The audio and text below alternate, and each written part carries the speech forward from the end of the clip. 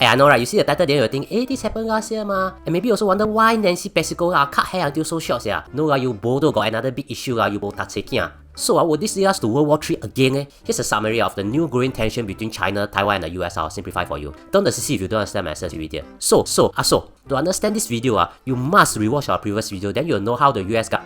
You have not watched it because you're not subscribed to us. I curse you with all the powers of the Asian God that you will never strike 4D and Toto for the next 50.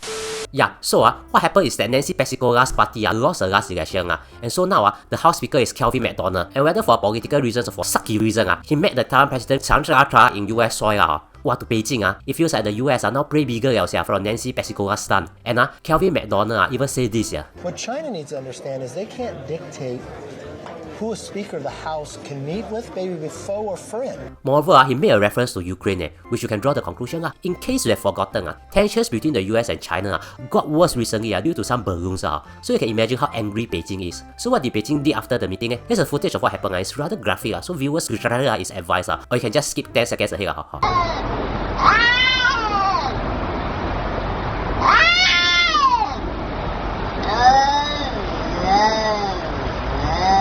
Yeah, so they did the same thing last year, conducting military drills near Taiwan. They even stimulated attacks on key targets in Taiwan. But why is this such a big issue again? You see, some analysts think this means there might be more meetings between the US and Taiwan leaders. Because you know, if you have taken the first Grab to work one morning, then suddenly every day you want to take Grab, will become habit, I tell you. So I won't be surprised that 6 months from now, I'll be talking about a meeting between Joe Biden and Trump.